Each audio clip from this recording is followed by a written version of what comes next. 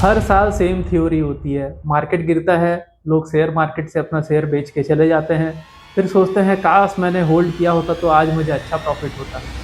ये एक साइकिल है जो मैं आपको आगे वीडियो में बताने वाला हूँ। इससे आपका काफ़ी कुछ स्ट्रेस लेवल कम हो सकता है और थ्योरी ही नहीं, मैं आपको पास्ट डेटा के हिसाब से भी बताऊंगा। तो चलिए आज इस वीडियो में हम डिस्कस करते हैं कि कैसे हम स्ट्रेस लेवल को कम कर सकते हैं और एक अच्छा प्रॉफिट कमा सकते हैं शेयर मार्केट से। अगर आप देखेंगे ध्यान से तो हर साल मार्च तक मार्केट गिरती है। अप्रैल से लेके सितंबर अक्टूबर तक मार्केट में अच्छी खासी तेजी होती है और अक्टूबर नवंबर के महीने से अगर आप गौर करेंगे तो मार्च तक काफी करेक्शन होता है या मार्केट में एक स्टेबिलिटी होती है। ये एक साइकिल होता है जो mostly 70 to 80% of the time होता है। आप पिछले 5 साल का भी अगर रिकॉर्ड देखेंगे तो ऐसा ही हुआ है। बीच में कुछ साल ऐसे नहीं होते हैं, इसलिए मैंने 70 to 80% का एक्यूरेसी दिया। इस बीच में ऐसा क्या होता है? इस बीच में ये होता है कि लोगों को प्रॉफिट बुक करना होता है। जैसे बड़े म्यूचुअल फंड हाउस होते हैं, एफआईस होते हैं, सबको प्रॉफिट बुक करना होता है, उनको कमीशन मिलता है उसी बेसिस पे। और फाइनेंशियल ईयर पे भी सबको शो करना पड़ता है प्रॉफिट, क्योंकि कुछ टैक्स लिमिट जो है लोगों के लिए फ्री है। हर साल हर कोई चाहता है कि कुछ प्रॉफिट हम लेके जाएं, तो इसलिए प्रॉफिट बुकिंग होती है। दूसरे कंट्री में जो फाइनेंशियल ईयर का एंडिंग होता है वो दिसंबर में होता है। हमारे यहाँ जो फाइनेंशियल ईयर का एंडिंग होता है मार्च में होता है। इसलिए अगर आप देखेंगे तो अक्टूबर नवंबर इस पीरियड के बाद से मार्केट में करेक्शन आना चालू हो जाता है और वो मार्च तक चलती है। अप्स एंड डाउन रहता है, मार्केट में काफी वोलेटिलिटी रहता है। चलिए इसका मैं आपको डेटा दिखाता हूँ चार्ट पैटर्न पे कि कैसे किस समय पे मार्केट ने करेक्शन दिया और किस समय पे मार्केट ऊपर गया। ये आपको मैं पास 5 साल के डेटा के हिसाब से प्रूफ के साथ दिखाता हूँ। इसके लिए मैं आपको लेके चलता हूँ मेरे स्क्रीन पे। अगर यहाँ पर आप देखेंगे तो कोविड से ही ये चीज़ चालू हो गई थी। जो करेक्शन हुआ था वो फरवरी जनवरी की तरफ से हुआ था और तेजी जो आई थी वो एग्जैक्टली अप्रैल मई से ही आई थी। अप्रैल मई से जो तेजी आई थी वो चली थी, काफ़ी लंबी चली थी, जनवरी फरवरी तक। उसके बाद भी ये तेजी कायम थी क्योंकि मार्केट काफ़ी करेक्शन हो चुका था, तो इस साल पे ये चीज़ अप्लीकेबल नहीं हुआ। बट यहाँ 21 में अगर आप देखेंगे तो 21 में वापस से यहाँ तक मार्केट चली अक्टूबर नवंबर तक। उसके बाद करेक्शन आया। ये करेक्शन जो गया था ये जून तक गया था और जून के बाद एक रैली आई, जो रैली चली थी दिसंबर 2022 तक। अगेन ये फर्स्ट टाइम इसने रिपीट किया। सेकेंड टाइम यहां से वापस करेक्शन हुआ और वापस से ये अप्रैल से चलना चालू हुआ। फिर ये जुलाई से लेके अक्टूबर नवंबर तक चला ये। फिर उसके बाद यहाँ एक कंसोलिडेशन था ये। फिर एक रैली आई यहां से। फिर सितंबर 2024 में एक करेक्शन आया जो एग्जैक्टली फरवरी तक चला। फरवरी मार्च भी ले सकते हैं इसमें। फिर यहां से एक करेक्शन आने के बाद में मार्केट में एक तेजी आई जो कि नवंबर तक चली और अभी आप देख सकते हैं मार्केट करेक्शन के फेस में है, जो मुझे लगता है आई थिंक यहां तक आ सकता है। तो अगेन मैं बिलीव करता हूं कि यहां पर अप्रैल के आसपास से, अप्रैल मई के आसपास से एक तेजी आनी चाहिए। ये चीजें जो मैंने पहले ही साफ कर दी थी कि 70 to 80% एक्यूरेसी है। अगर इस साइकिल को आप प्रॉपरली समझ लेंगे तो आपको एक अच्छा खासा प्रॉफिट हो सकता है। 6 मंथ के लिए आप अपने शेयर्स को रखिए। जो शेयर्स अच्छा परफॉर्म करते हैं आप उस पर थोड़ा थोड़ा प्रॉफिट निकाल सकते हैं।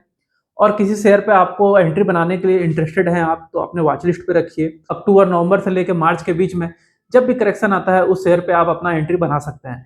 जैसे मैं भी अभी परचेज के लिए अपॉर्चुनिटी खोज रहा हूँ, काफ़ी शेयर्स मेरे वॉच लिस्ट पे हैं।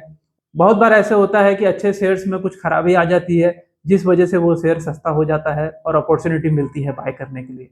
अगर हम महंगे में खरीदेंगे तो हम ज़्यादा कमा नहीं पाएंगे, अगर सस्ते में खरीदेंगे तो ही कमा पाएंगे। तो ये एक साइकिल होता है जो आपको समझना पड़ेगा। इस साइकिल में आप बहुत मोटा पैसा कमा सकते हैं। अब बात आती है वर्ल्ड में जो इश्यू चल रहा है, सिल्वर का प्राइस ऊपर जा रहा है, गोल्ड का प्राइस ऊपर जा रहा है, जो अमेरिका ने हमारे कंट्री पे टैरिफ लगाया है, और जो इंटरनेशनल इश्यू भी चल रहे हैं, different kind of international issue, Pakistan के साथ भी जो इश्यू चल रहा है। ये सब चीज़ें होते रहेगी। इतनी बड़ी दुनिया है, कहीं ना कहीं कुछ प्रॉब्लम चलते रहेगा। लेकिन क्या ये प्रॉब्लम पहले नहीं थी? पहले भी थी, सॉल्व हुई, फिर वापस से चालू हुई। इतनी बड़ी दुनिया है, ये प्रॉब्लम चलते रहेगी। तो आपको ये सब चीज़ें ध्यान देना पड़ेगा कि शेयर मार्केट खत्म नहीं हो जाएगा। अगर शेयर मार्केट खत्म हो जाएगा तो रुपीज़ का कोई वैल्यू नहीं रहेगा। तो आपको ये सब चीज़ें हमेशा ध्यान देनी चाहिए। इंटरनेशनल इश्यूज चलते रहेंगे, आपको ये देखना है कि किस शेयर पे पैसे लगाना है, किस पे नहीं लगाना है। ये सब चीज़ें आपको स्टडी करना पड़ेगा। वहीं पर रोल आता है आपके फंडामेंटल स्टडी का और बिज़नेस सेंस का कि आप कितना बिज़नेस सेंस रखते हैं। जैसे बीच में केमिकल्स को लेके काफ़ी इश्यूज़ हो गए थे, तो केमिकल शेयर में काफ़ी पिटाई हुई थी, बट वापस से अब केमिकल शेयर चलने लग गए हैं। क्योंकि मार्केट गिरने पे अगर आप एग्ज़िट कर जाते हैं, तो एक तो आपको वो लॉस होता है। दूसरा, बुल मार्केट में अगर आप एंट्री बनाते हैं, तो जब ऊपर से मार्केट नीचे गिरती है, तो उसका लॉस अलग होता है। तो आप जब भी शेयर में एंट्री बनाते हैं, तो सस्ता खरीदिए। अगर आपका इमोशन पे कंट्रोल नहीं है शेयर मार्केट में, तो पैसा बनना बहुत मुश्किल है। एक और बहुत इंपॉर्टेंट बात है कि जब भी शेयर मार्केट परफॉर्म करता है, आप देखेंगे कि उस समय गोल्ड और सिल्वर का प्राइस जो होता है वो स्टेबल होता है।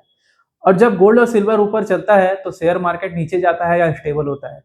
क्योंकि ये चीज़ ऐसी है, समझने वाली बात है, पूरी दुनिया में अगर 1 लाख है, तो मेजॉरिटी ऑफ द अमाउंट जो है, वो तेज़ी की तरफ ही जाएगी। जैसे सारे पैसे अभी जो गए हैं, गोल्ड और सिल्वर की तरफ ही गए हैं। लोग उसमें काफ़ी बुलिश है अभी। चलती हुई ट्रेन में सब कोई बैठना चाहते हैं, इसलिए अपने सारे पैसे जो है गोल्ड और सिल्वर पे भी लगा रहे हैं। शेयर मार्केट अभी नीचे जा रहा है, तो लोग शेयर बेच के अपने पैसे जो है गोल्ड और सिल्वर पे लगाते हैं। सेम वाइस वर्सा होता है, जब शेयर मार्केट ऊपर जाएगा, तो लोग गोल्ड और सिल्वर को बेचेंगे और शेयर मार्केट में पैसा लगाएंगे। क्योंकि पूरी दुनिया में अगर 1 लाख रुपए है, तो वो पैसे घूम फिर के एक ही एसेट क्लास में जाएगा।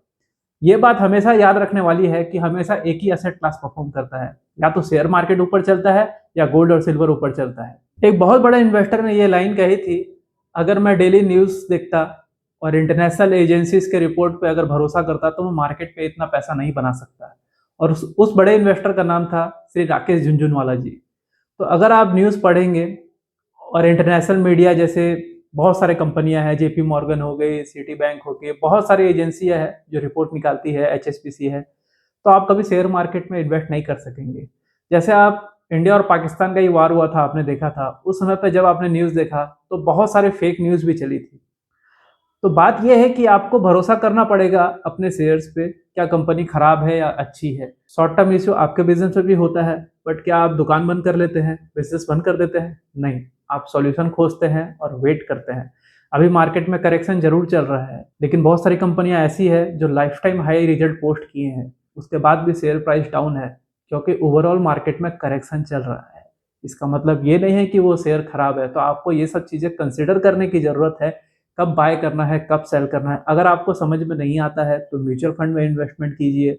और अगर आपको डायरेक्टली शेयर मार्केट में इन्वेस्टमेंट करना है, तो नीचे दिए गए नंबर पे आप कांटेक्ट कर सकते हैं। अगर वीडियो अच्छी लगी तो लाइक कीजिए, अपने फ्रेंड्स के साथ शेयर कीजिए, और आगे ऐसे अपडेट वीडियो देखने के लिए मुझे सब्सक्राइब कीजिए।